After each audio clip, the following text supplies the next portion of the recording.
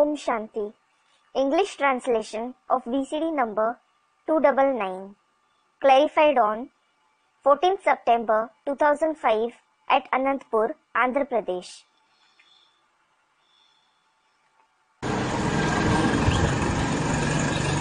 7 दिसंबर 1966 का रात्रि क्लास चल रहा था। Om Shanti. The night class dated 7th December 1966 was in progress. पहले पेज के मध्यार्ध में बात चल रही थी। कौरव, पांडव, असुर अर्थात देवताओं की युद्ध तो नहीं है। We were discussing the topic in the beginning of the middle part of the first page. It certainly isn't a war between the Kauravas and the Pandavas or the demons and the deities. बाप बेट समझाते हैं कि यवनों का राज्य था थोड़े ही। The father sits and explains, the Yavanas actually didn't rule. ये तो पाकिस्तान अभी बना है। Pakistan came into existence just now. अनेक राजधानी बन गई है। Many capitals have come into existence. वास्तव में महाभारत गृह युद्ध जो हुआ उसमें पांडव कौरव नहीं लड़े। In reality, the Pandavas and the Kauravas didn't fight the massive civil war of Mahabharata. यवनों की लड़ाई है। It is the war of Yavans. यवन माना मुसलमान। Yavans refer to the Muslims.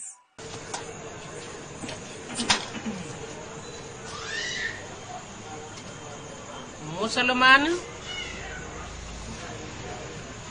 आतताई होते हैं। The Muslims are atrocious. और नेचुरल कैलेमिटी से भी विनाश होना है। And destruction is going to take place through natural calamities as well. क्योंकि वर्ल्ड की हिस्ट्री ज्योग्राफी चेंज होनी चाहिए। It is because the history and geography of the world has to change. क्यों चेंज होनी चाहिए? Why does it have to change? क्योंकि जब तक दुनिया की हिस्ट्री ज्योग्राफी चेंज नहीं होगी तब तक नई दुनिया नहीं आ सकती। It is because unless the history and geography of the world changes, the new world can't come. नई दुनिया में सुधरे हुओं का राज्य होना चाहिए। The reformed ones should rule in the new world. और सुधरे हुए देवताएं कहे जाते हैं। देवताएं सिर्फ भारत में राज्य करते थे। And the reformed ones are called deities. Deities ruled only in Bharat. दूसरे धर्म आए उनके लिए दूसरे धर्म खंड समुद्र से बाहर आए और वहाँ उन्होंने राजाई की। When the other religions came, the other religious lands came out from the ocean for them, and they ruled there. तो एक धर्म होगा, एक राज्य होगा, एक भाषा होगी, एक मत होगी, तो एक खंड भी चाहिए। So, when there is one religion, one kingdom, one language, one opinion, there should be one land as well. वो है भारत खंड। That one land is the land of Bharat. इस भारत खंड में भगवान आते हैं और आकर के देवताओं का राज्य स्थापन करते हैं। It is the land of Bharat where God comes and establishes the kingdom of the deities. तो दुनिया की ज्योग्राफी चेंज हो माना दुनिया का विनाश हो। So, the geography of the world should change means the destruction of the world should take place. जब दुनिया का विनाश होगा तो ये अमेरिका, अफ्रीका, ऑस्ट्रेलिया, अरब देश ये जितने भी दूसरे दूसरे धर्मखंड हैं वो सब ज्योग्राफी में से निकल जाएंगे। When the world is destroyed, all the other religious lands like America, Africa, Australia and the Arab countries will be wiped off geography. दुनिया में सिर्फ भारत खंड ही रहेगा। Only the land of Bharat will exist in the world. तो ऐसे ऐसे ये बातें समझानी पड़े। So, you should explain these topics in this way. पहले दुनिया में एक ही धर्मखंड था। Only one religious land existed in the world earlier. आज से 500 साल पहले अमेरिका का नाम निशान मनुष्य की बुद्धि में नहीं था। There was no name or trace of America in the human intellect 500 years ago. नक्शे में ही नहीं था America. America didn't exist on the map at all. Australia 300 साल पहले मनुष्य की बुद्धि पटल पर नहीं थी। Australia didn't exist in the human intellect 300 years ago. दुनिया के नक्शे में ऑस्ट्रेलिया था ही नहीं। Australia didn't exist on the map at all. ऐसे ही और जो धर्मखंड हैं उनके जब धर्म पिताएं परम धाम से सृष्टि पर उतरे हैं अपना अपना धर्मखंड स्थापन करने के लिए और धर्म स्थापन करने के लिए, तब वो धर्मखंड समुद्र से ऊपर आए। In the same way, the other religious lands came out from the ocean when their religious fathers descended on this world from the supreme abode to establish their respective religious land and religion. दुनिया में जैसे जैसे जनसंख्या बढ़ती है, धर्मों की संख्या बढ़ती है, तो राज्यों की संख्या बढ़ती जाती है। It is because as the population increases in the world, the number of religions and states go on increasing. तो मनुष्यों के रहने के लिए ज्यादा जमीन भी चाहिए। Consequently, people need more land to live on. तो पृथ्वी का विस्तार होता जाता है। So, the earth keeps expanding. पृथ्वी नाम ही तब पड़ता है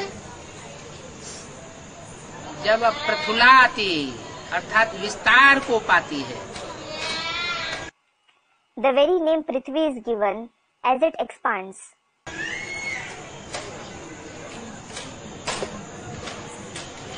तो ये पृथ्वी जैसे जैसे धर्मों की संख्या बढ़ती गई वैसे वैसे विस्तार को पाती गई। So, the earth expanded as the number of religions increased. अभी तो बाप आया हुआ है। Well, the Father has come now. एक ही धर्म की स्थापना करने के लिए आया हुआ है। जो धर्म पहले एक ही धर्म था। He has come to establish just one religion, the one religion which only existed earlier. ये दुनिया में दूसरे दूसरे धर्म और दूसरे दूसरे राज्य और दूसरे दूसरे धर्मखंड तो बाद में आए। The other religions, other kingdoms, other religious lands have come into existence later in the world.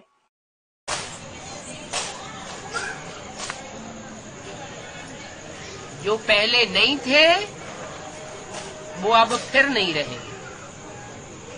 Those who didn't exist earlier won't exist now either. कैसे नहीं रहेंगे? How won't they exist?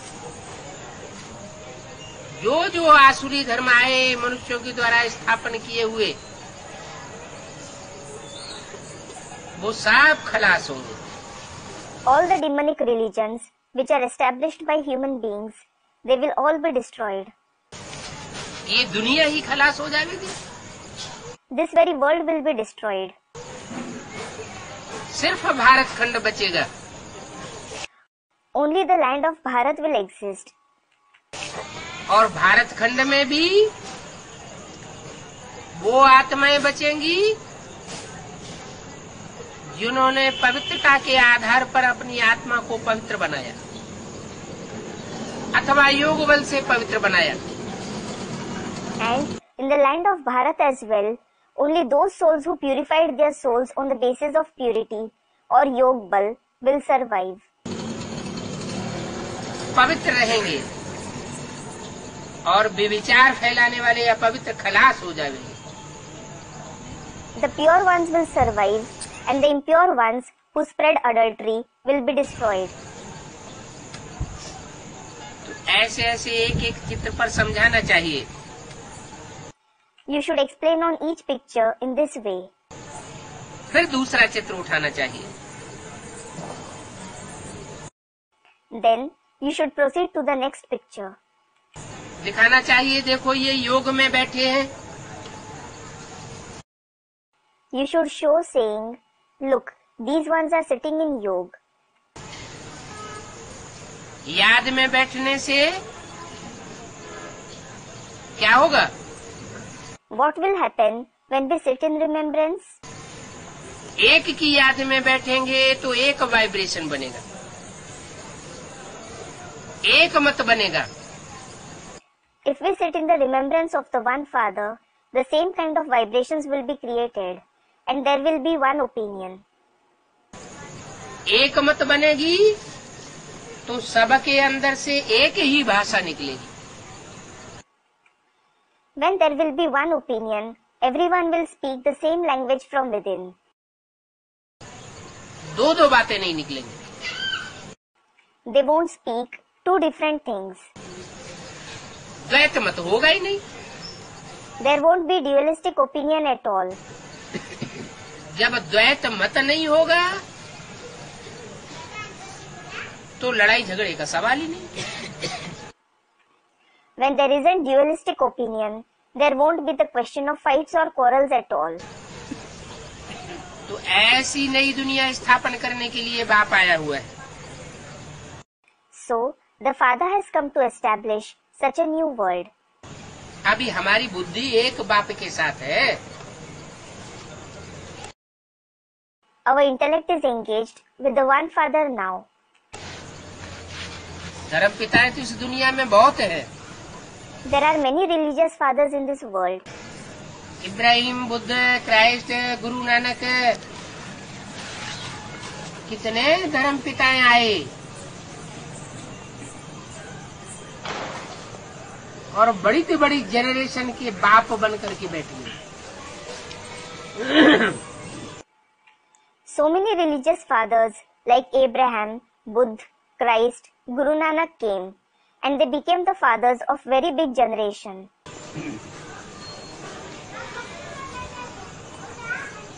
लेकिन उन्होंने अपने को गॉड फादर तो नहीं माने। But they didn't consider themselves to be God the Father. भगवान तो नहीं माना। They didn't consider themselves to be God. भगवान गॉड फादर तो दुनिया में एक ही है। There is just one God the Father in the world. कहा भी जाता है गॉड इज वन और God is truth. It is also said, God is one and God is truth. सत्यम शिवम सुंदरम कहा जाता है। It is said, Satyam Shivam Sundaram. तो शिव भगवान वही एक सत्य है। So, God Shiv alone is the truth. और बाकी सब मनुष्य मात्र झूठ है। And the rest of the human beings are false. मनुष्य झूठे हैं तो मनुष्य गुरु भी झूठे हैं। Human beings are false, so the human gurus are false as well.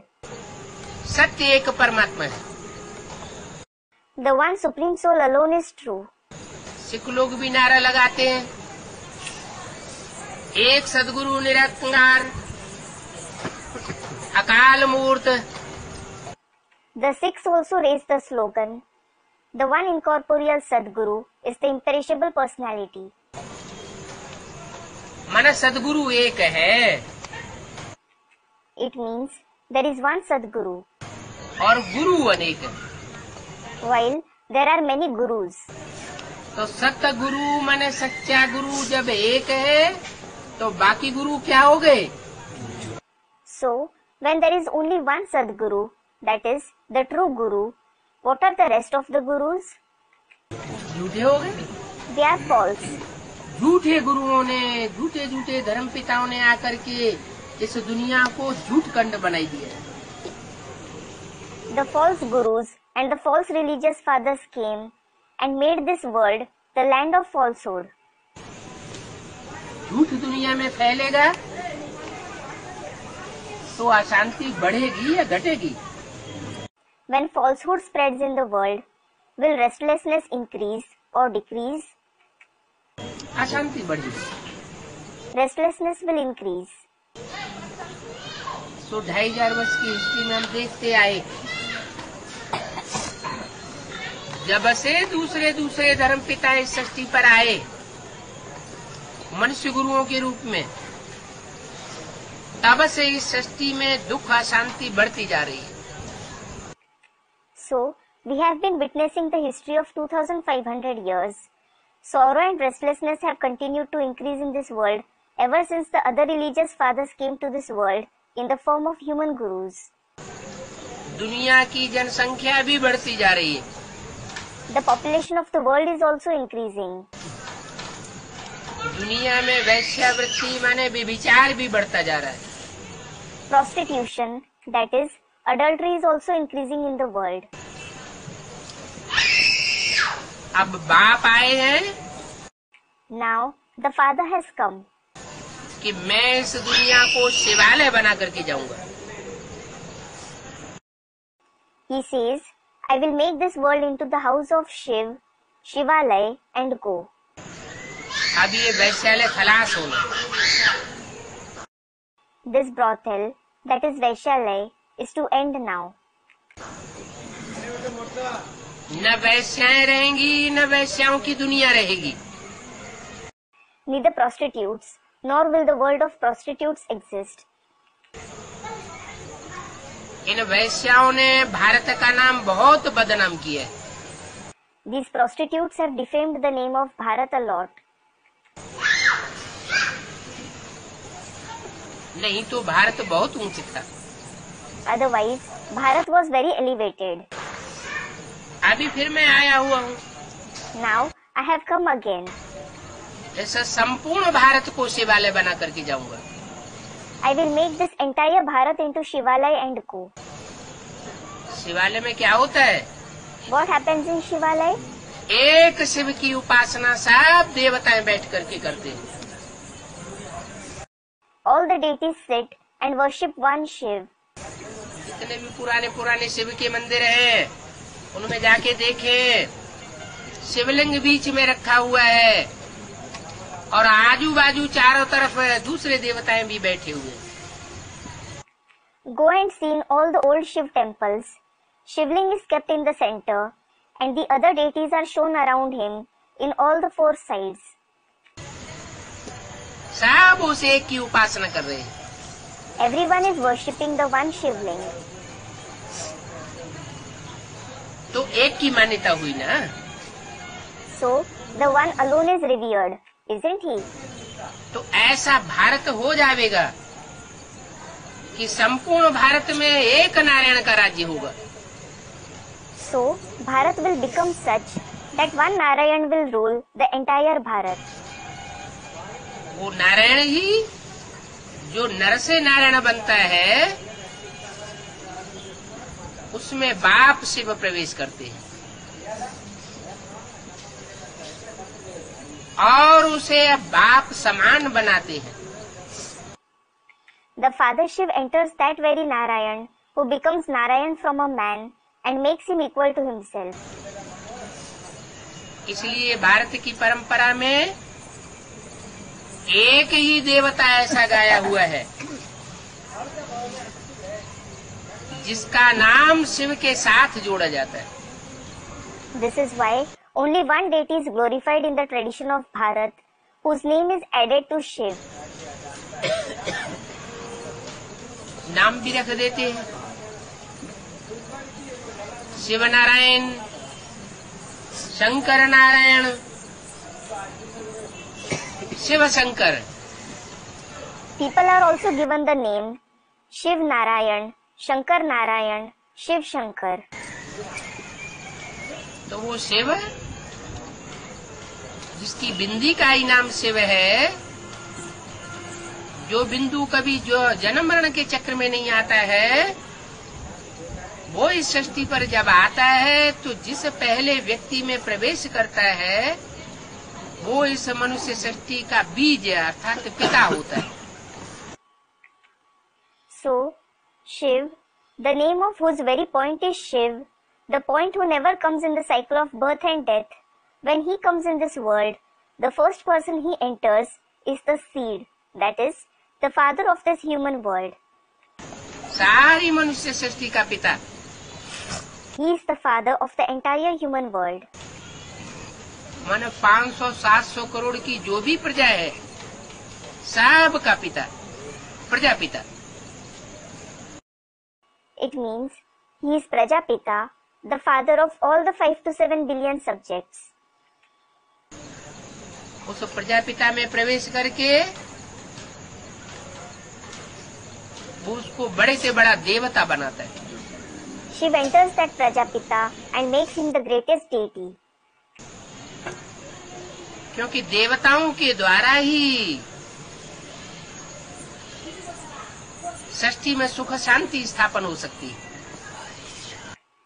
It is because happiness and peace can be established in the world only through the deities. और जो बड़े से बड़ा देवता बनता है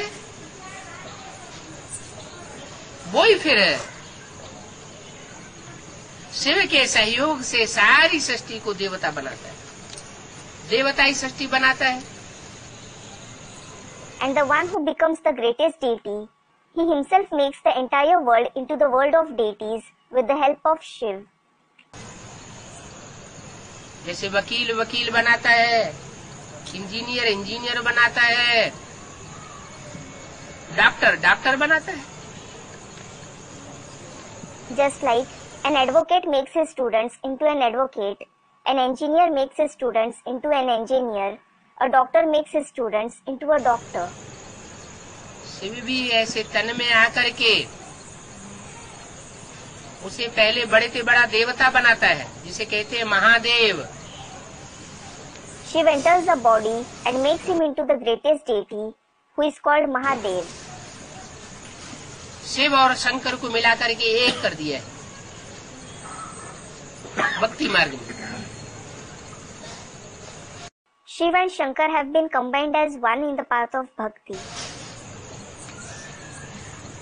ब्रह्मा कुमार कुमारियां समझाते भी हैं प्रदर्शनी में कि शिव शंकर एक नहीं है, शिव शंकर अलग अलग है।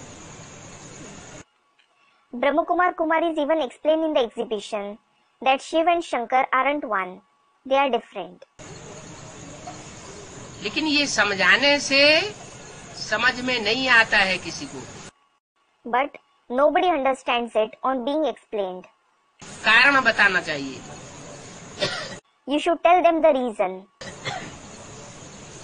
कि शिव शंकर एक क्यों नहीं है?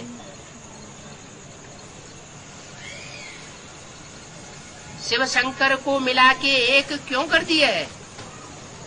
As to why Shiv and Shankar aren't one, why Shiv and Shankar have been combined as one. कारण चाहिए। They need the reason. दो आत्माएं हैं। Tell them they are two different souls. शरीर एक है, But the body is the same. एक ही शरीर में दो आत्माएं काम करती हैं। Two souls work in the same body. उन दोनों आत्माओं में जो सुप्रीमेसी वाला है, बड़ा है, उसका नाम पहले दिया जाता है, और जो उसका बच्चा है उसका नाम बाद में दिया जाता है। Between those two souls, the one who is supreme and senior, his name is given first, and his child's name follows his. Shiv है बाप, Shiv is the father of all the souls. जो भी मनुष्य मात्र हैं उनका बाप है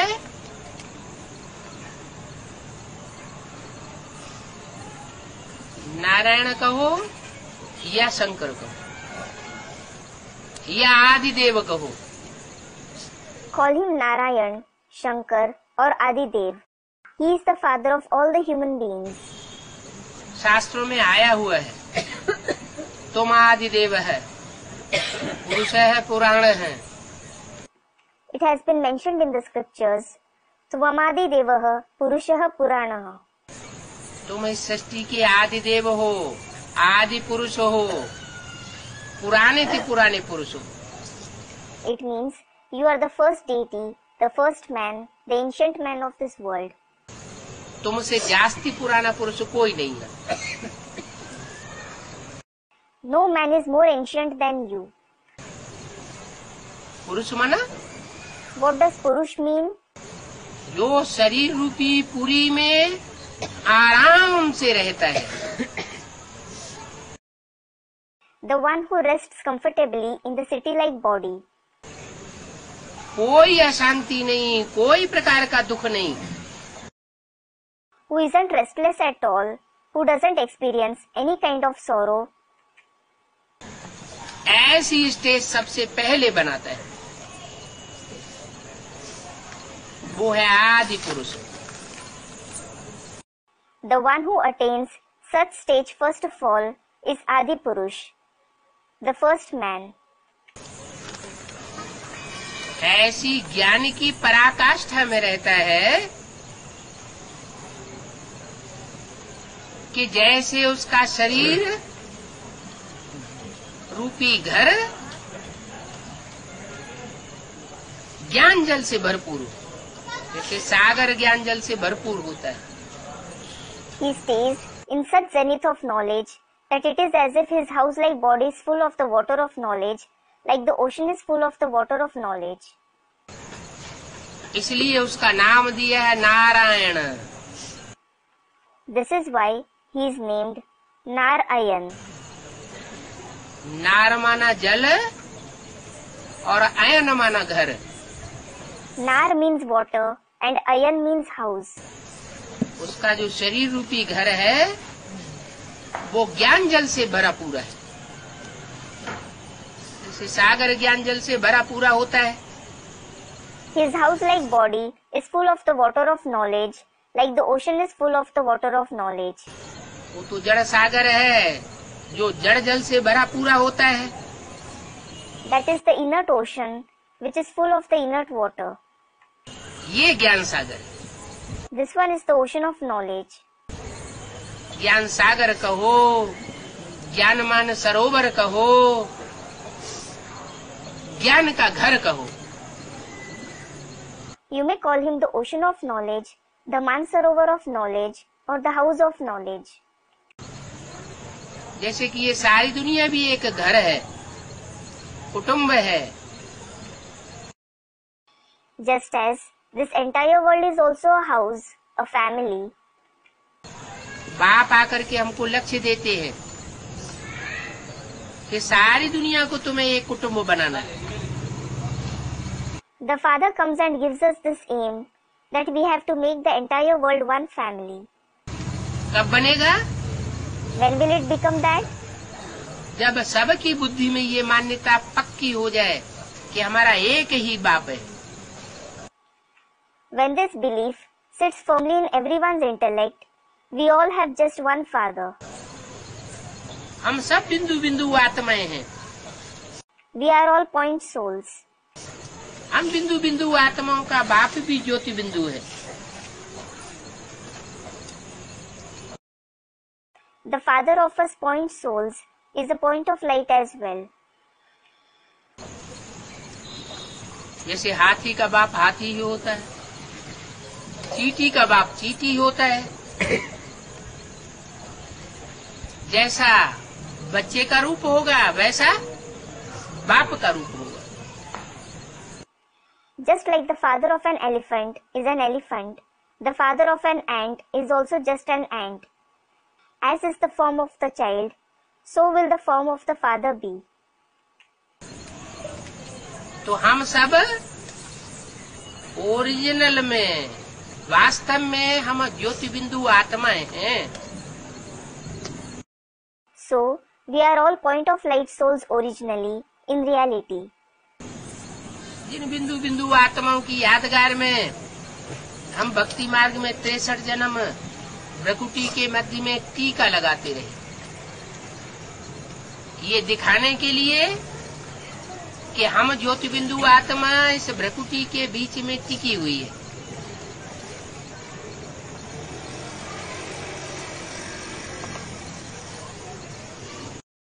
We have continued to apply Tika in the middle of Brikuti as the Yadgar of the point souls for 63 births in the path of Bhakti, to show that we, the point of light souls, reside in the middle of this Brikuti. भाइयों में भावना कम होती है तो टीका लगाना छोड़ दिया। Brothers are less sentimental, so they stopped applying a Tika. माताएं भावनावान होती है तो आज भी भारत में जो भी माताएं हैं सब बिंदु लगाती हैं। Mothers are sentimental, so all the mothers in Bharat apply a bindu, that is bindi, even today. अभी वैसे बिंदु लगाने की बात नहीं है। Now, it isn't about applying a bindu as such. अपन को और दूसरों को क्या समझना है? What should you consider yourself and others as? ज्योति बिंदु आत्मा, A point of light soul. ऐसी ज्योति बिंदु आत्मा समझने वाले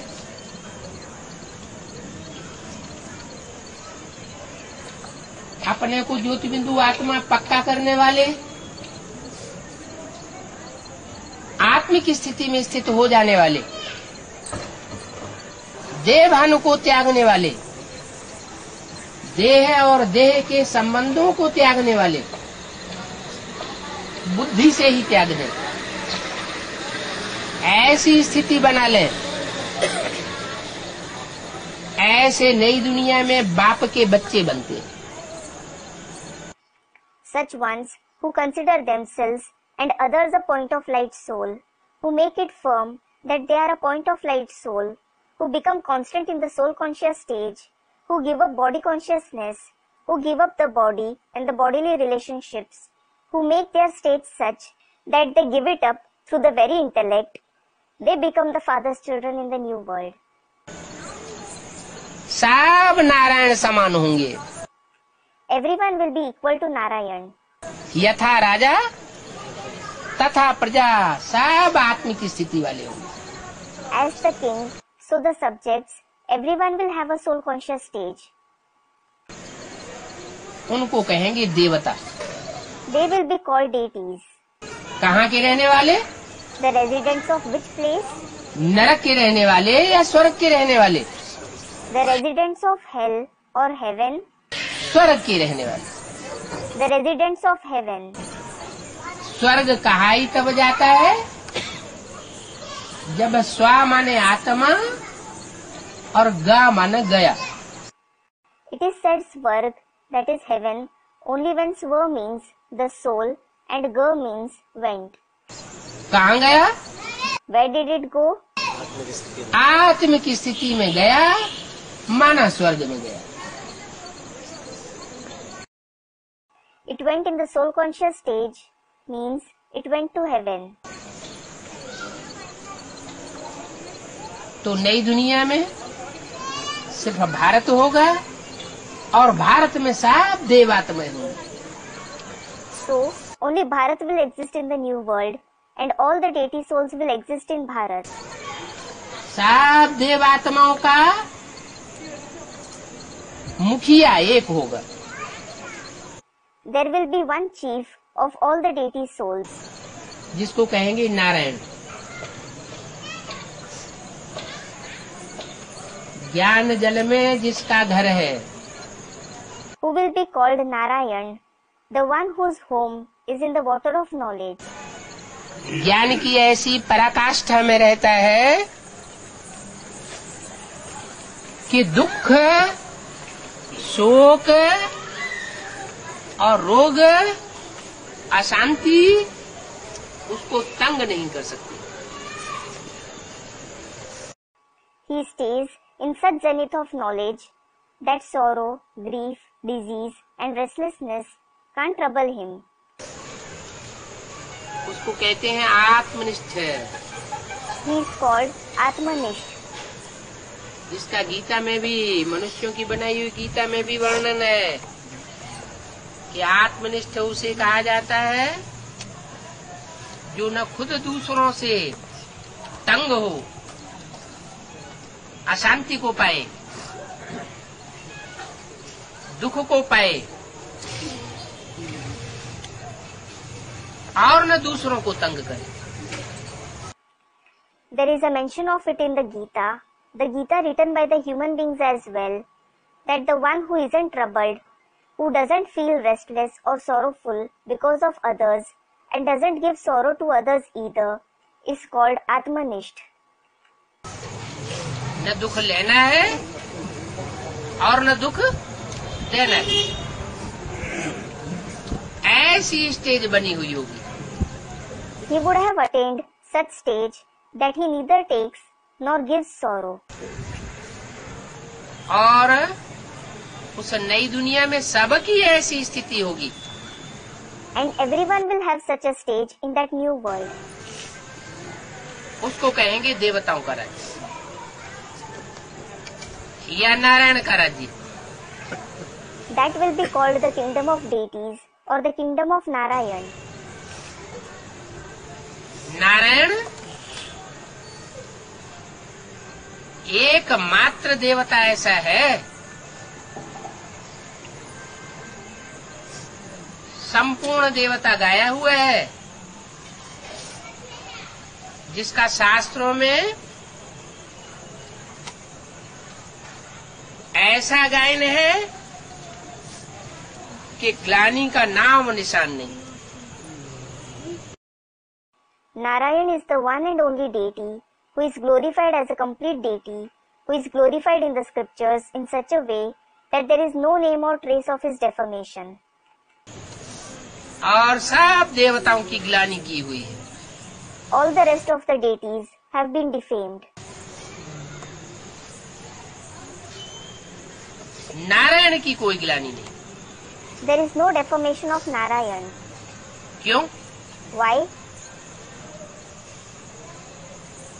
और देवताओं की ग्लानि क्यों हुई, नारायण की क्यों नहीं?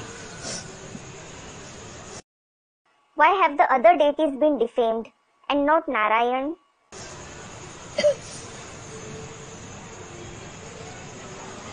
अरे 100% एक ही होगा या सब होंगे? Array, will only one soul or will everyone be 100% complete? एक ही होता है। हीरो पार्टधारी एक ही होता है। Only one becomes that. There is only one hero actor. तो सारे षष्ठी रूपी रंगमंच में जो आत्मा 100% आत्मिक स्टेज को पहले पहले धारण करती है और ज्ञान को 100% उठाती है। So, on the stage-like world, the soul who takes on 100% soul conscious stage first of all and grasps 100% knowledge. ज्ञान माना जानकारी, सच्चाई। Knowledge means information, truth. ऐसी सच्चाई को धारण करने वाली आत्मा बाप शिव के समान बनती है। Such soul who assimilates the truth becomes equal to the Father Shiv. इसलिए शिव शंकर को ईश्वर कहा जाता है। This is why Shiv Shankar is called Ishwar, that is God. ईश्वर माना? What does Ishwar mean? ईश और वर। Ish and Var. ईश माना शासन करने वाला और वर माना श्रेष्ठ। Ish means the one who rules and Var means elevated. सारी दुनिया में जिसने श्रेष्ठ से श्रेष्ठ शासन किया। The one who ruled the entire world in the best way. डंडे के बल पर शासन नहीं किया, हिंसा के बल पर शासन नहीं किया। He didn't rule with the power of a stick. That is, he didn't rule with the power of violence. फिर कैसे किया? Then, how did he rule? हैं? ज्ञान और योग के बल पर, धारणा के बल पर और निस्वार्थ सेवा के बल पर। With the power of knowledge, yoga, assimilation and nishkam service. That is, service done without expecting anything in return. तन से, मन से, समय से और जो भी संपर्क में आए उनके द्वारा और जो भी संबंधी मात्र हों उनके द्वारा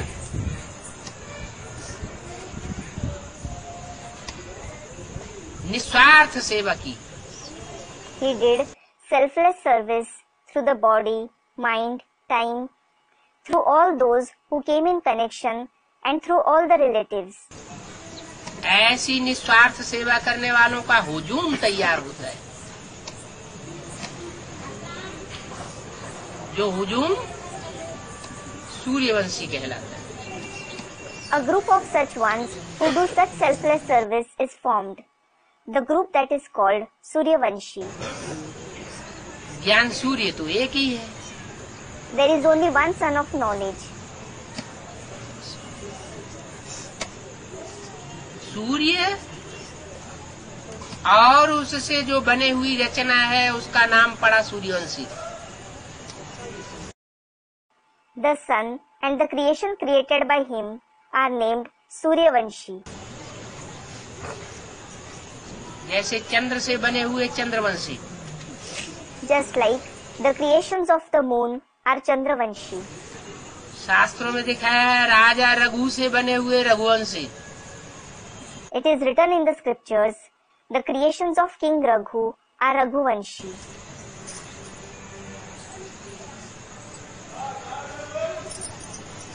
गीता में लिखा है कि भगवान आते हैं तो पहले पहले सूर्य को ज्ञान देते। It is written in the Gita, when God comes, he gives the knowledge to the sun first of all. और सूर्य से फिर सूर्यवंशी बनते हैं। And then Suryavanshis are created by the sun. आज भी भारत की परंपरा में 9 ग्रहों की पूजा होती है, अष्टदेवों की पूजा होती है। Even today, in the tradition of Bharat, the 9 planets are worshipped. The 8 deities are worshipped.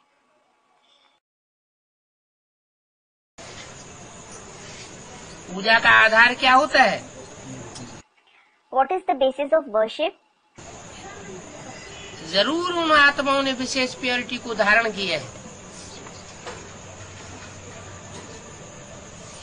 जो हर अनुष्ठान के पहले उनकी पूजा की जाती है, चाहे शादी हो, चाहे यज्ञोपवीत हो, चाहे कोई भी कर्म संस्कार हो। Certainly, those souls assimilated special purity that they are worshipped before every ritual, whether it is a marriage ceremony, Yajñopavit ceremony or any ritual. Yajñopavit ceremony. A Hindu ceremony when a young Brahmin boy wears the sacred thread for the first time.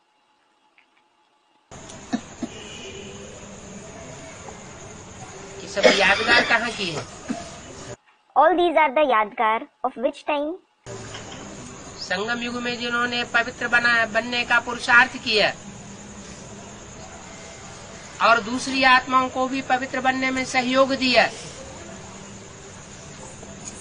उन विशेष आत्माओं की नवग्रह के रूप में पूजा होती है।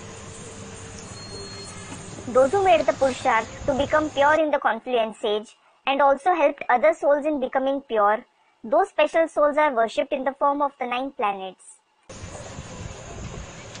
उनमें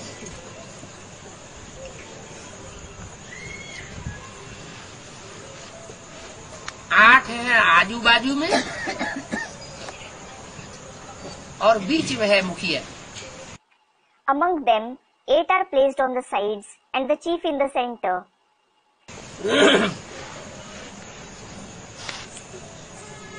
जैसे नवरत्न की अंगूठी बनाते हैं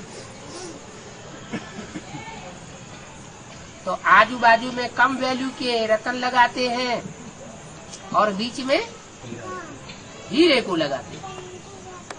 For example, when they make a ring of the 9 gems, they place the less valuable gems on the sides and the diamond in the center.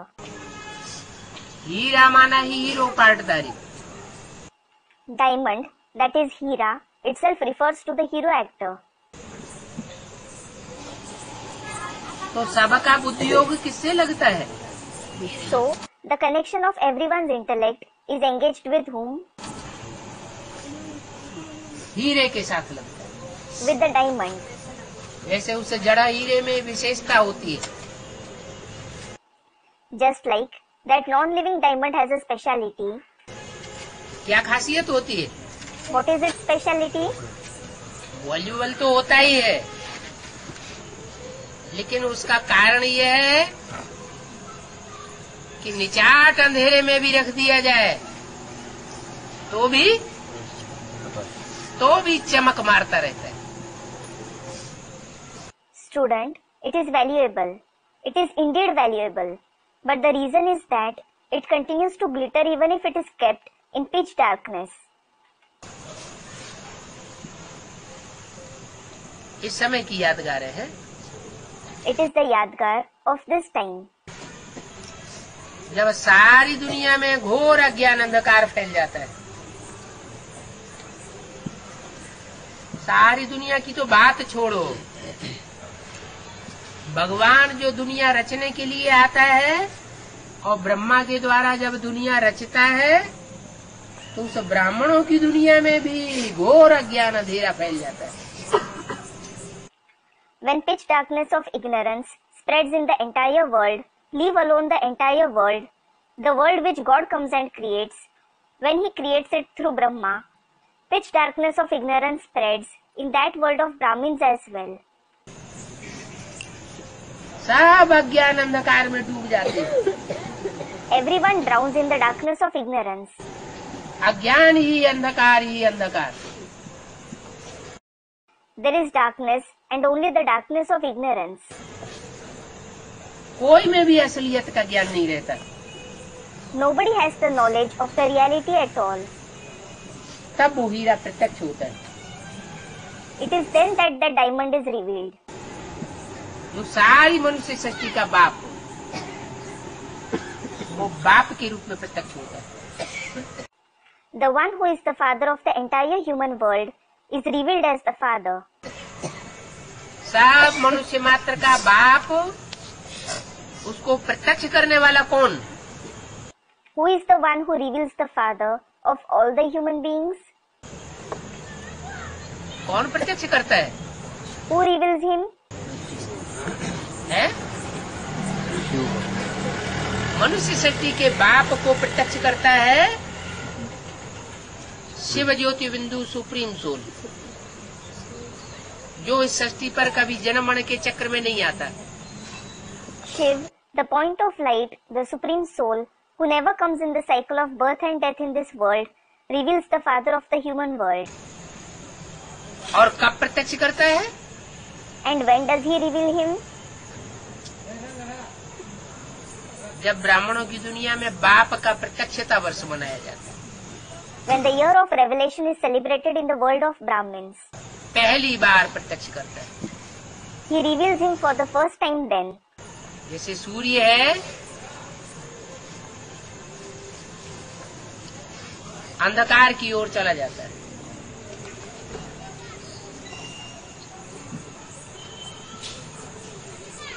अंधकार में डूब जाता है। कहने में आता है। For example, the sun goes towards darkness. It drowns in darkness. It is said so. क्या सूर्य कभी अंधकार में डूबता है? Well, does the sun ever drown in darkness? सूर्य नहीं डूब जाता। The sun doesn't drown in darkness. सूर्य तो दूसरी ओर चला जाता है पृथ्वी के। The sun goes towards the other side of the earth. पृथ्वी के इस पार रहने वाली आत्माओं को ऊपर उसकी परछाया पड़ती है, पृथ्वी की। The shadow falls on the souls living on this side of the earth. तो जिनके ऊपर परछाया पड़ती है वो अंधेरे में आ जाते हैं। The ones on whom the shadow falls come in darkness.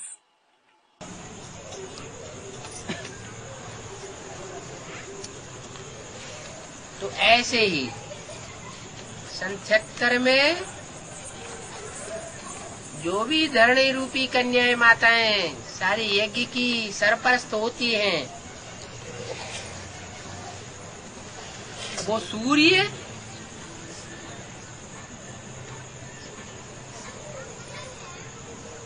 और ब्राह्मण बच्चों के बीच में आ जाती है। So, in the same way, all the maidens and mothers like earth, who are the controllers of the entire yajna, come between the sun and the Brahmin children in 1976. जैसे स्थूल सूर्य होता है, जब रात्रि के 12 बजते हैं तो सूर्य एकदम पृथ्वी के उस पार चला जाता है। For example, the physical sun goes absolutely towards the other side of the earth at 12 o'clock midnight. बीच में पृथ्वी होती है और पृथ्वीवासी होते हैं। The earth and the residents of earth are in between. तो पृथ्वीवासी इस पार वाले अंधकार का अनुभव करते हैं। So, the residents of earth at this end experience darkness. घोर अंधकार रात्रि के 12 बजे का। They experience the pitch darkness of 12 o'clock midnight. ऐसे ही सन 76 में नजारा हुआ। It was the same scenario in 1976. सारा का सारा ब्राह्मण परिवार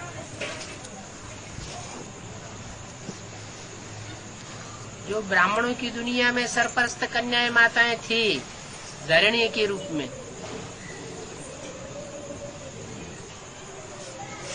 उनके दूसरी ओर चैतन्य ज्ञान सूर्य छुप जाता है। The living sun of knowledge is concealed on the other side behind the entire Brahmin family and the maidens and mothers in the form of earth who controlled the yajna in the world of Brahmins. और लोग अंधकार में आ जाते हैं। And people come in darkness. ब्राह्मणों की सारी ही दुनिया अंधकार में होती है। The entire world of Brahmins is in darkness then. लेकिन जो ट्रुथ गॉड फादर सत्यम शिवम है, वो तो ब्रह्मा के मुख से पहले ही वेदवाणी में उच्चारण कर देता है, पहले ही इशारा दे देता है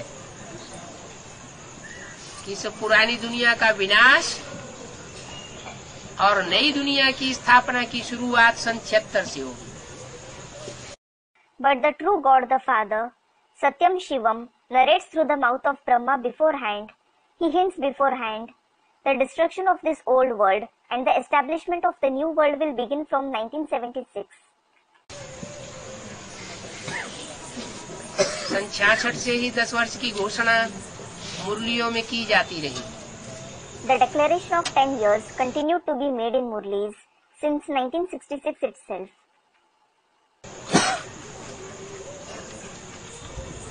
जो घोषणा हुई उस घोषणा को स्थूल रूप में लोगों ने समझ लिया।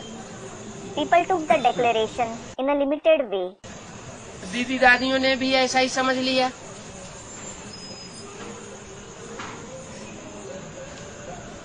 जो यज्ञ की सरपरस्त धरणी मानी जाती है।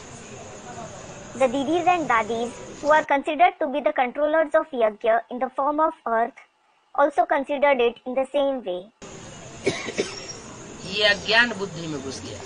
This ignorance entered the intellect. क्या? What?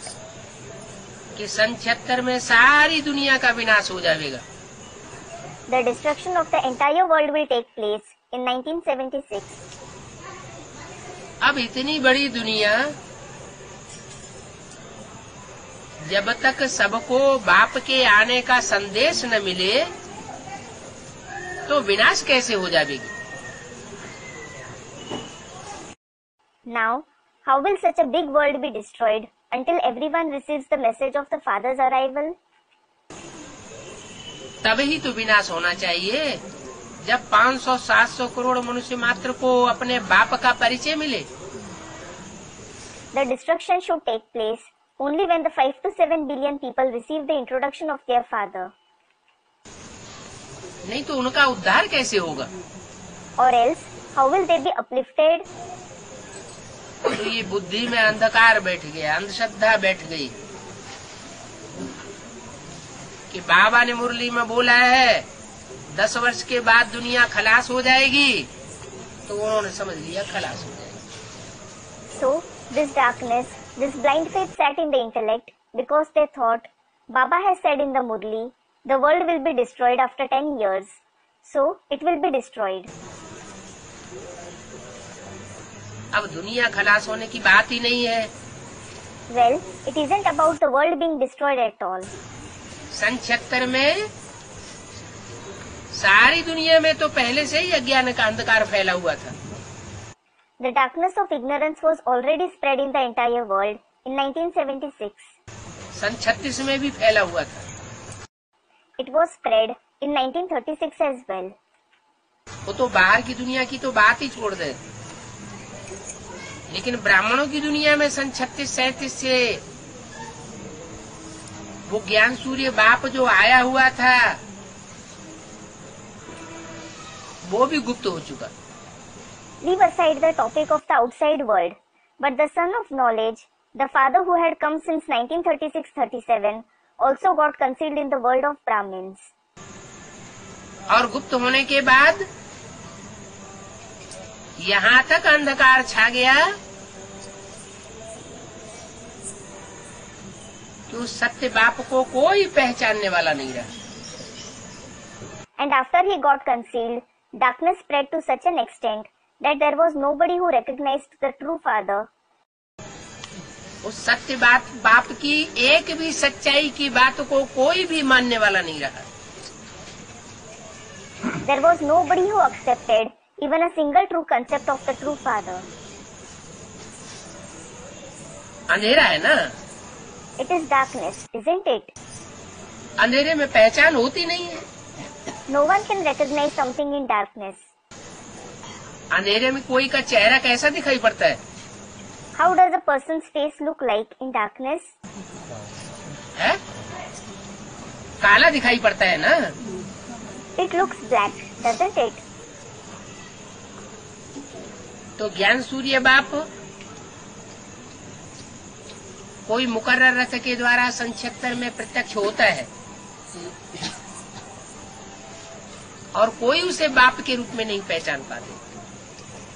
So, the son of knowledge, the father, is revealed through the permanent chariot in 1976, but nobody is able to recognize him as the father.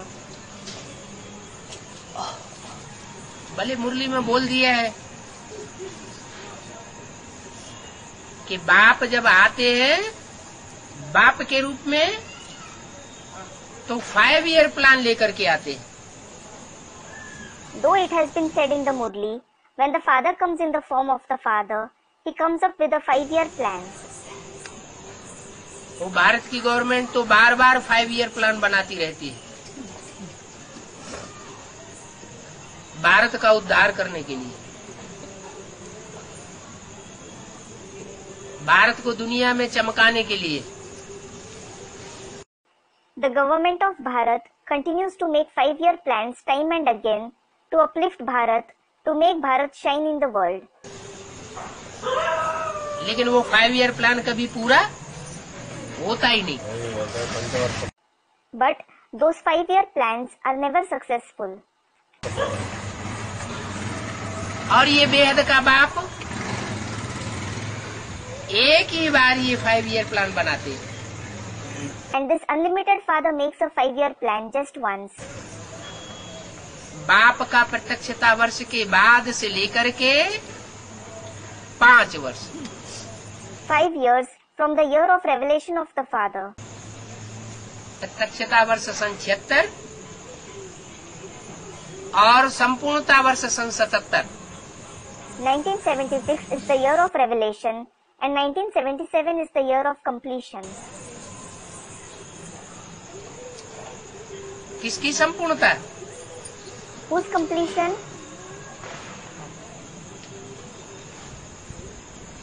जो भी दूसरी मूर्ति प्रत्यक्ष होती है ब्रह्मा के बाद, वो दूसरी मूर्ति की संपन्नता हो जाती है, संपूर्णता।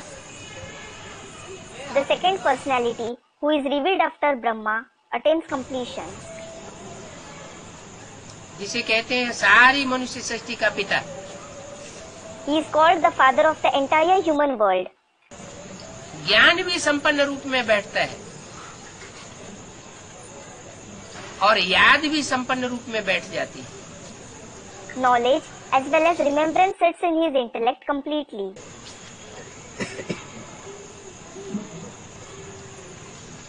तो संपन्न हुई आत्मा सन 77 के बाद जो प्लानिंग शुरू करती है, तो 5 वर्ष का प्लान कब पूरा होता है? So, the planning which the soul who attains completion starts after 1977. When is the plan of 5 years completed? 78, 79, 80, 81, 82। ये 5 वर्ष में प्लानिंग पूरी होती है।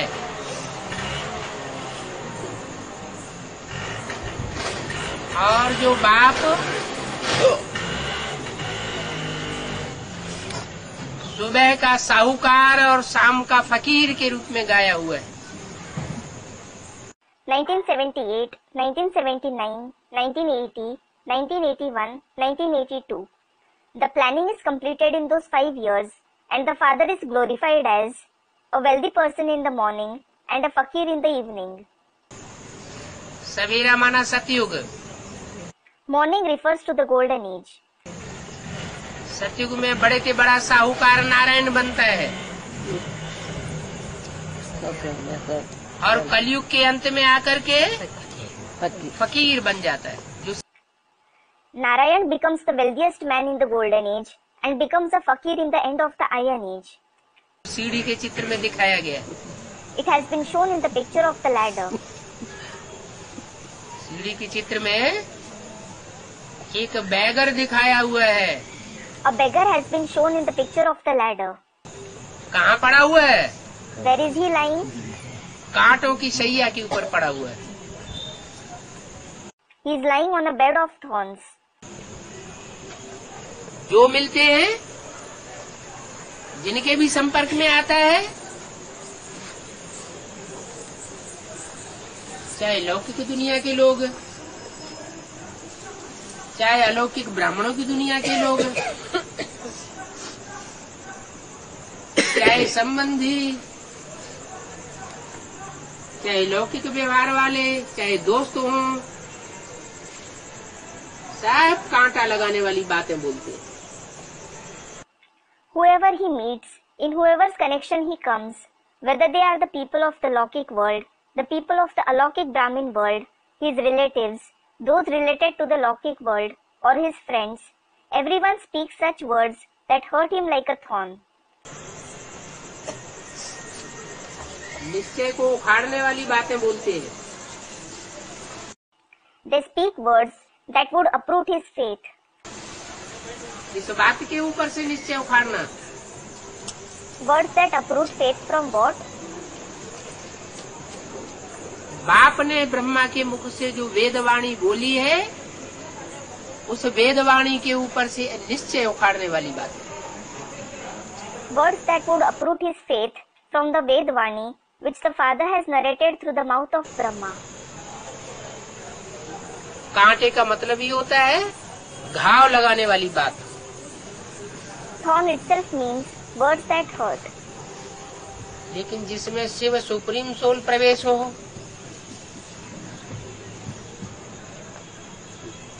उसको कोई अनिश्चय कैसे पैदा कर सकता है? But how can someone make the one whom Shiv Supreme Soul has entered have doubts? Temporary रूप में प्रवेश हो तो भी अनिश्चय हो सकता है। He can still have doubts if he has entered him temporarily.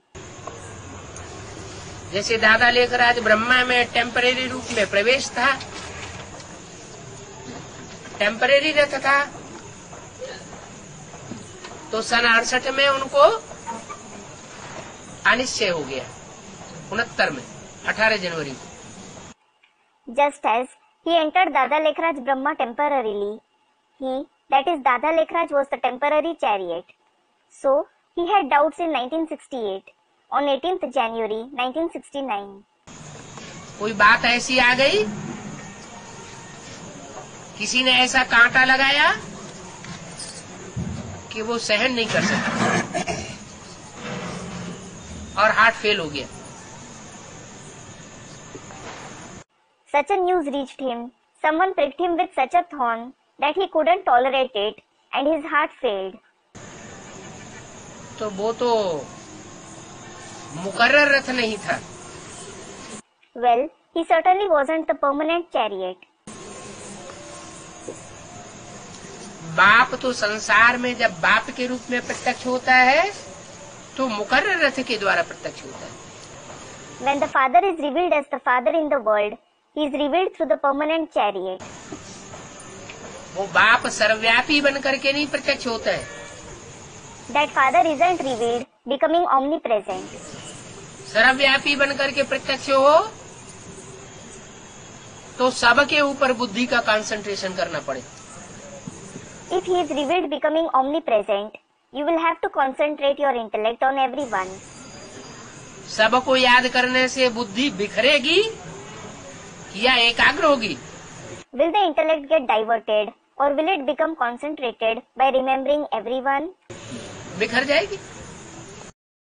It will get diverted. बुद्धियोग और ही टूट जाएगा। The connection of the intellect will break even more. बुद्धि की छीछालेदर हो जाएगी।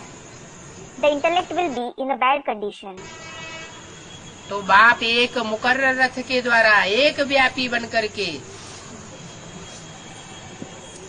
प्रत्यक्ष होता है। So, the Father is revealed through the permanent chariot, being present in one. कब? When? कब प्रत्यक्ष होता है? When is he revealed? जो बाप का प्रत्यक्षता वर्ष ब्राह्मणों की दुनिया में मनाया गया 76। In 1976, when the year of the revelation of the Father was celebrated in the world of Brahmins. प्रत्यक्ष तो होता है। He is indeed revealed. कुछ विदेशी आत्माएं उस बाप को पहचानती भी है।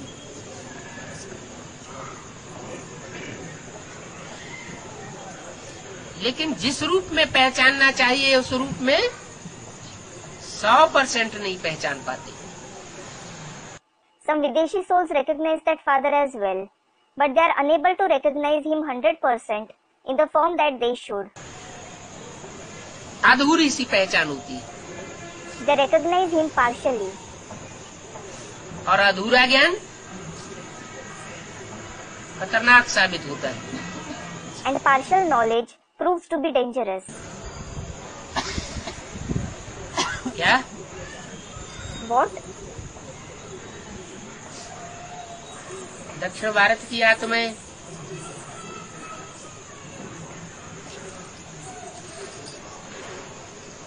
बाप को पहले पहचानती है। The souls belonging to South India recognize the Father first. उत्तर भारत की आत्माएं बाप को नहीं पहचान पाती। The souls belonging to North India are unable to recognize the father. लेकिन क्या 100% पहचानती है या अधूरा पहचानती है? But do they recognize him 100% or partially?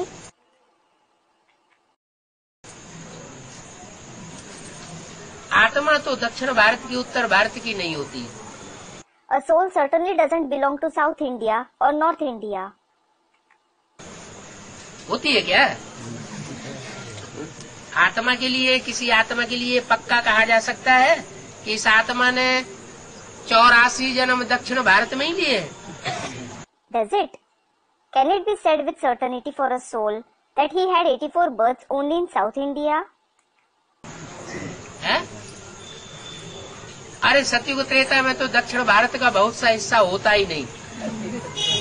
Arey, as a matter of fact, a major part of South India doesn't exist in the Golden Age and the Silver Age at all.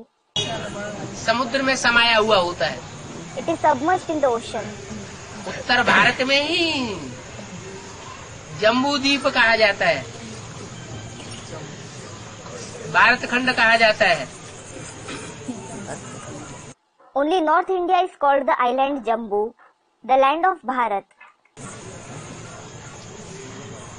उत्तर भारत में ही जहाँ जमुना बहती है, गंगा बहती है,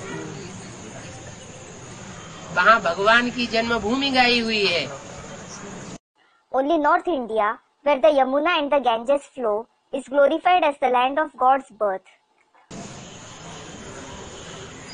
तो ये कैसे कहा जा सकता है कि कोई आत्मा 84 जन्म दक्षिण भारत में ही लेती रही?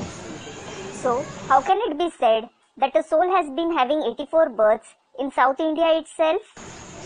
माने आत्मा कोई दक्षिण भारत उत्तर भारत की नहीं होती। It means a soul neither belongs to South India nor North India. क्या होता है फिर? What belongs to it then? है? दक्षिण भारत का शरीर हो सकता है। The body can belong to South India. तो दक्षिण भारत का जो शरीर पैदा होता है, जिन दक्षिण भारत के माँ बाप से जन्म लेता है, उसकी भाषा कौन सी होती है? So, what is the language of a body born in South India, the one whose parents belong to South India? जो भी दक्षिण भारत की भाषाएं होंगी वही भाषा होगी ना। His language will be the same as the languages spoken in South India, won't it? दक्षिण भारत में कौन कौन सी खास भाषाएं? Which languages are mainly spoken in South India? हैं? Telugu, Kannada, Tamil, Malayalam. Telugu, Kannada, Tamil and Malayalam. ये 4 प्रदेश मिलकर के दक्षिण भारत कहे जाते हैं। Together, these 4 states are referred to as South India.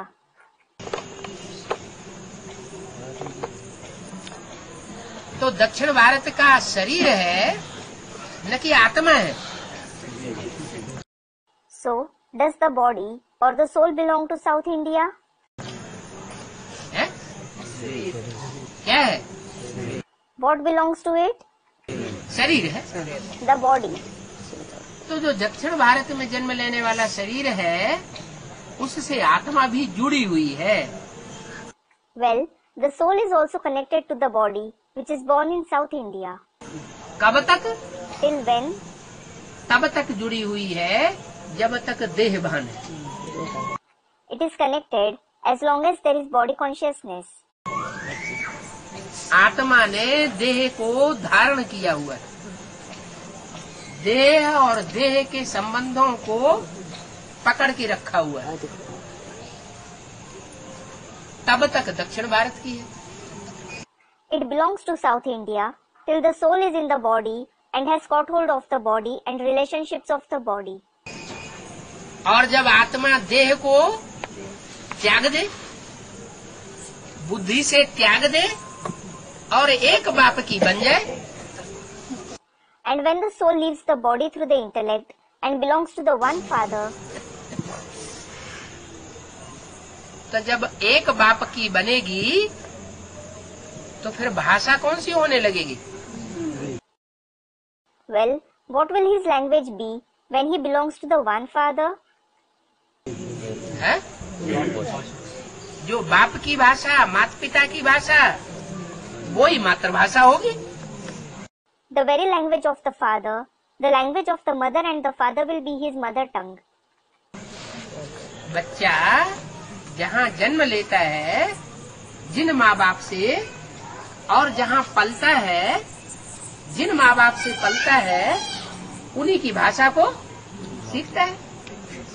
A child learns the very language of the place where he is born and brought up, the very language of his parents from whom he is born and receives sustenance. कि कोई दूसरी भाषा होती है? Or does he learn some other language? वही भाषा होती है ना। He learns the same language as his parents, doesn't he? तो भाषा देह भान के कारण आड़ याद आती। So, language becomes a barrier because of body consciousness. भगवान की भाषा हिंदी और दक्षिण भारत में शरीर धारण करने वालों की भाषा अलग हो जाती है। God's language is Hindi, but the language of the ones who take on a body in South India is different. हाँ, जो अपने को पूरा ही सरेंडर बुद्धि करने में लग जाते हैं, उनकी भाषा भी चेंज होने लगती है। Yes, the language of the ones who engage themselves in becoming completely surrendered through the intellect also begins to change. वो अपने अंदर दृढ़ता पैदा करते हैं They make it firm from within कि जो बाप की भाषा वही हम भाषा बोलेंगे, दूसरी भाषा बोलेंगे ही नहीं। I will speak the very language of the Father. I won't speak any other language. भले हमें ये देश छोड़ना पड़े तो भी तैयार। It doesn't matter if I have to leave this country, that is state. They are ready for that as well. तो बाप की भाषा आएगी या नहीं आएगी? So, will they learn the language of the Father or not? जरूर आएगी। दृढ़ता में तो बहुत ताकत होती है। They will certainly learn it. There is a great power in determination. दृढ़ता अगर पक्की हो जाए तो संगम युग में तो असंभव बात भी संभव हो जाती है। If you are firmly determined, you can even make the impossible possible in the confluence age. यह संभव को संभव करने का युग है। This is the age of making the impossible possible. ऐसे नहीं कि हमारा तो शरीर बूढ़ा हो गया है, हमारे तो बाल ही पक गए हैं, अब हमें भाषा कैसे आवेगी? It isn't that you should think, my body has become old, my hair has turned white. How will I learn the Father's language now? नहीं, No. आत्मा थोड़ी बूढ़ी हो जाती है। The soul certainly doesn't become old. आत्मा तो अजर अमर अविनाशी है। The soul is ageless, immortal and imperishable.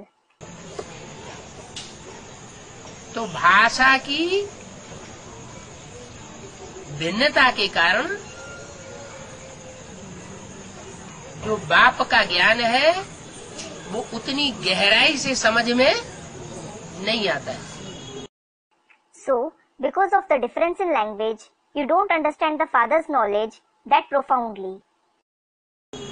माने 100% नहीं समझ में आता है। It means you don't understand it 100%.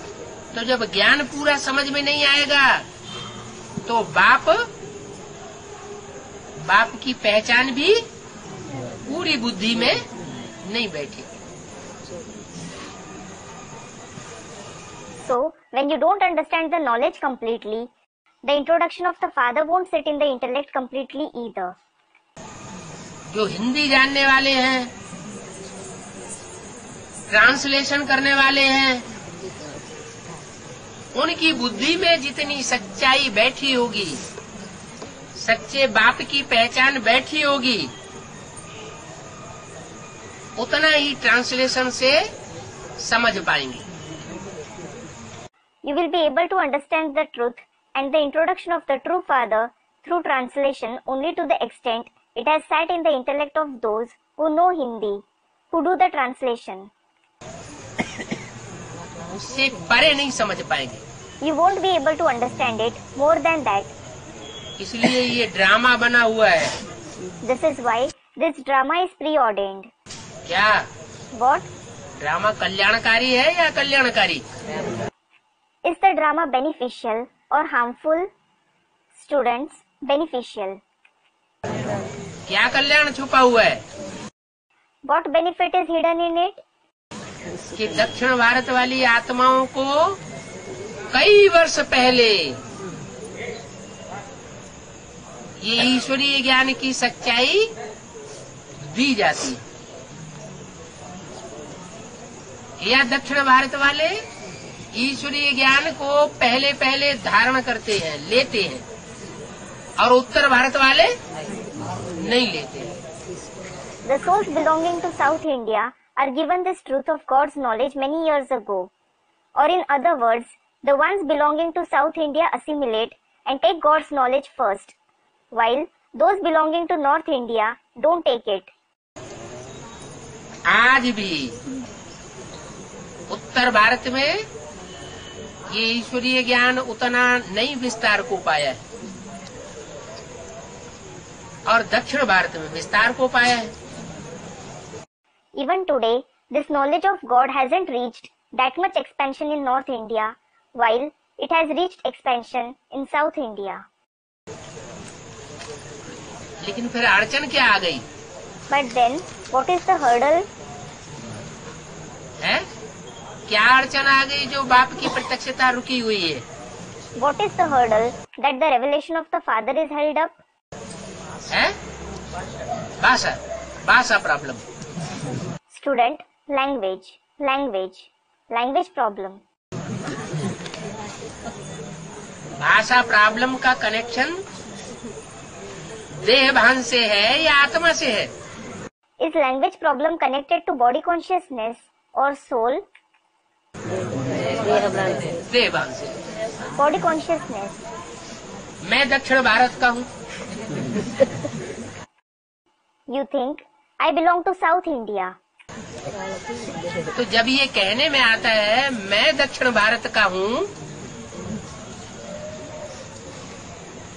तो ये बुद्धि में आता है कि आत्मा दक्षिण भारत की है, मैं, या शरीर के लिए मैं कह दिया? So, when you say, I belong to South India, does it come in the intellect, whether I, the soul, belong to South India, or did you address the body as I?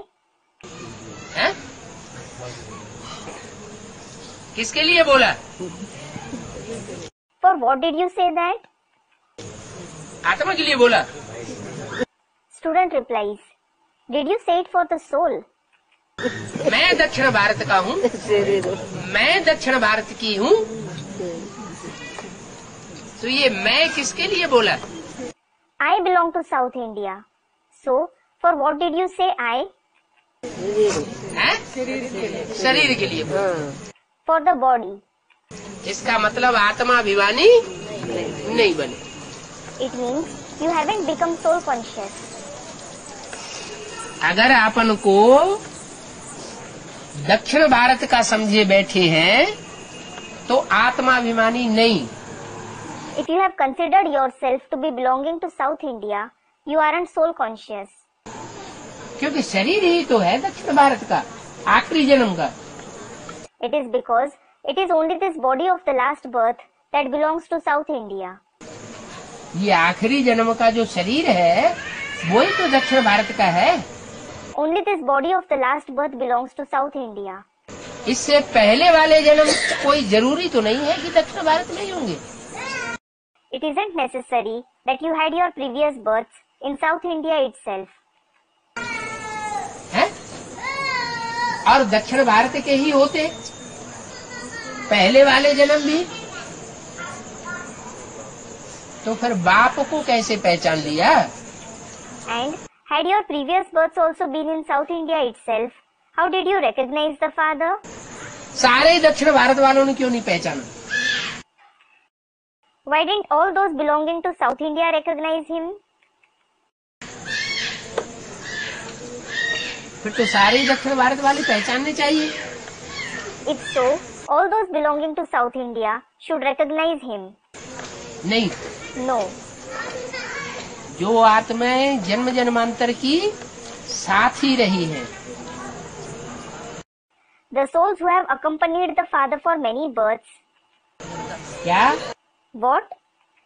अनेक जन्मों का जिनका संसर्ग संपर्क बाप के साथ रहा है, वही आत्माएं अपने संस्कार के आधार पर बाप को पहले पहचान लेती।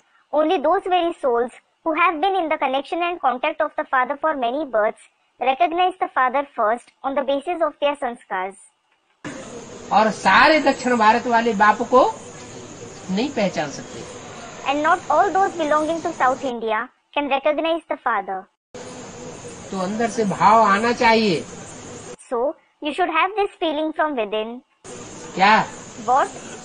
कि मैं आत्मा दक्षिण भारत की नहीं हूँ। I, the soul, don't belong to South India. कहाँ की हूँ? Where do I belong to? है? मैं आत्मा तो सारे विश्व की हूँ। I, the soul, belong to the entire world. विश्व पिता की बच्ची और विश्व पिता के बच्चे कहाँ के हैं? Where do the daughters and sons of the world father belong to? सारे विश्व के हैं या दक्षिण भारत के हैं? Do they belong to the entire world or just South India? सारे विश्व के। They belong to the entire world. विश्व कल्याणकारी। They bring the welfare of the world. तो जब ये भाव बैठ जाता है तो भाषा भी जल्दी आ जाएगी। So, when you have this feeling, you will even learn the language soon. और भाषा जब आ जाएगी, भाषा की तरफ दिलचस्पी बढ़ेगी कि जो बाप की भाषा वही हमारी भाषा होनी चाहिए, तो हिंदी सबसे सहज भाषा है। And when you learn the language, when your interest for the language grows, thinking, my language should be the same as the father's language.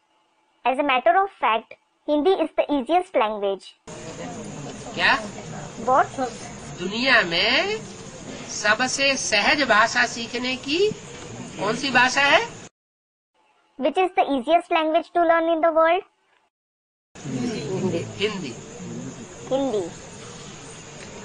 भगवान बाप आते हैं तो सहज राजयोग सिखाते हैं या कठिन राजयोग सिखाते हैं? When God the Father comes, does he teach us easy Raj Yoga or difficult Raj Yoga? सहज राजयोग सिखाने के लिए आता है। He comes to teach us easy Raj Yoga.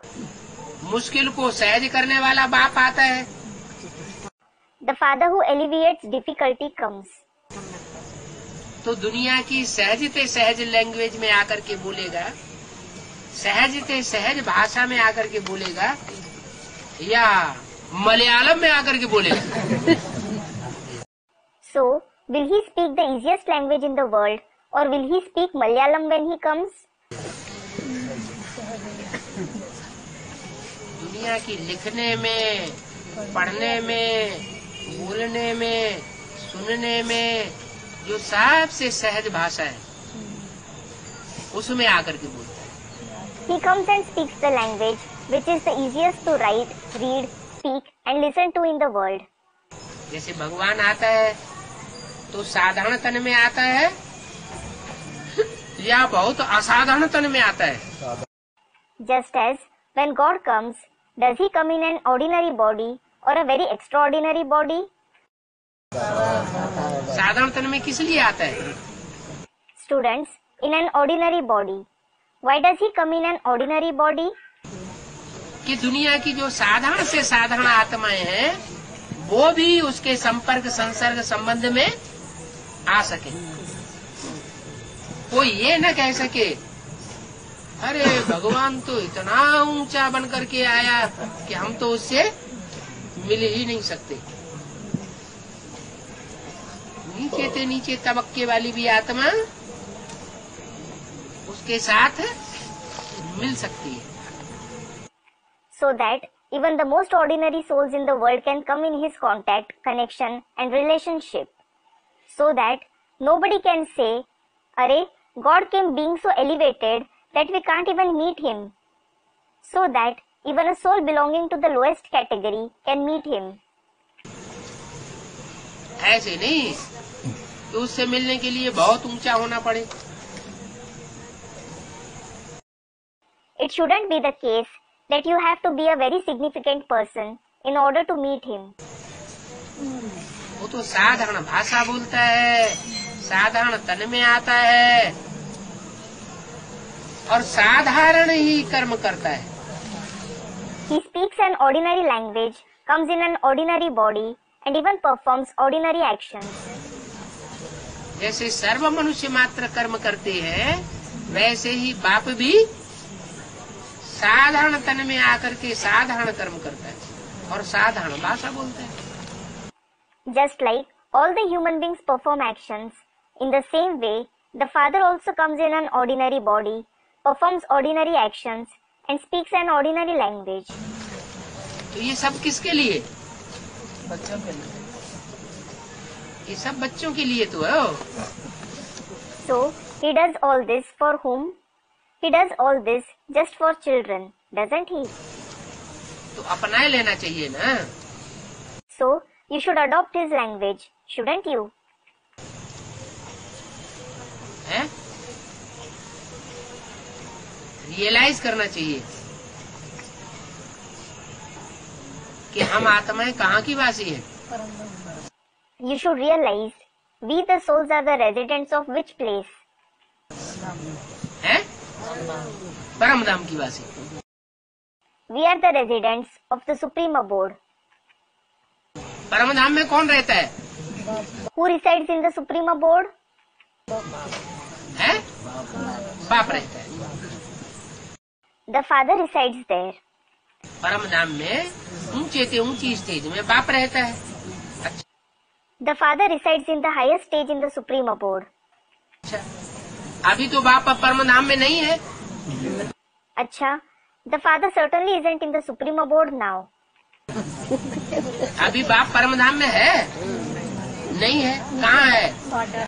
Is the Father present in the Supreme Abode now? He isn't. Where is he? साकार तन में है, मुकर्रर रथ में है। He is in the corporeal body, in the permanent chariot. तो वो मुकर्रर रथ है, जो मुकर्रर रथ है जिसमें बाप बैठा हुआ है उसको कौन सा धाम कहेंगे? So, which abode will that permanent chariot in whom the Father is sitting be called? है? वो परम धाम हुआ कि नहीं? Is he the Supreme Abode or not? धाम माना शरीर भी क्या है? Abode means, what is even the body? शरीर भी घर है। The body is also a home, that is abode. तो जो जिसकी याद में होता है उसको उसकी भाषा वो भी आ जाती है। So, a person also learns the language of the one who he remembers. छोटा बच्चा होता है, There is a small child. छोटा बच्चा 1-2 साल का, वो किसकी याद में रहता है? किसको देखता है? Who does a 1 to 2 year old small child remember? Who does he see? है? माँ बाप को ही देखता है। He sees just his parents. तो माँ बाप की भाषा उसको जल्दी बुद्धि में बैठ जाती है। So, the language of the parents sets in his intellect soon. ऐसे ही यहाँ It is the same here. एक बाप, One father. क्या नारा होना चाहिए? What should the slogan be? एक बाप, दूसरा। One father and nobody else. तो कोई दूसरा है ही नहीं, तो भाषा कौन सी आएगी? So, when there isn't anyone else at all, which language will you learn? जो बाप की भाषा, तो बच्चों की भाषा। As the language of the father, so the language of the children. लेकिन करते क्या है? But what do you do? बाप ने जो घर बनाए हैं गीता पाठशालाएं, उन गीता पाठशालाओं में रोज आना ही बंद कर दिया। You just stop coming every day to the homes, that is, Gita Pathshala, which the father has made. जब घर ही खलास हो गए, गीता पाठशालाओं में आना जाना ही नहीं होगा, तो परिवार की एक भाषा कैसे बनेगी? When the very homes are finished, when you just won't visit the Gita Pathshala, how will the family have one language? नियम पक्का करना चाहिए You should make a strict rule. कि हम रोज क्लास करेंगे I will attend the class daily. और बाप के घर में बाप की ही भाषा बोलेंगे, And I will speak only the father's language in the father's home. कोई दूसरी भाषा नहीं बोलेंगे, भले कोई दूसरा कोई हंसता रहे। I won't speak any other language, even if another person laughs at me. छोटा बच्चा गिलिर गिलिर करके बोलता है, तो उसको ये शर्म आती है कि माँ बाप हमारी हंसी उड़ाएंगे, या बड़े भाई बड़े बहनें हमारी हंसी उड़ाएंगे। When a small child baby talks, when he blabbers, does he feel ashamed thinking, my parents or my elder brothers and sisters will laugh at me? नहीं, No. और ही खुश होते हैं। They feel happy even more. खुश होते हैं या दुखी होते हैं? Do they feel happy or sad? खुश होते हैं। They feel happy. तो यहाँ भी बाप का परिवार है, बाप का घर है। So, it is the father's family, the father's home, here as well. पक्का कर देना है क्या? You should make it firm. What? कौन सी भाषा बोलनी है गीता पाठशाला में? Which language should you speak in the Gita Pathshala? Hindi भाषा। You should speak Hindi. बड़े उल्टी सीधी निकले, कुछ का कुछ निकल जाए, तो जो बड़े हैं वो सुधार देंगे। It doesn't matter if you speak wrongly, if you use the wrong words, the elders will correct them. Om Om Shanti.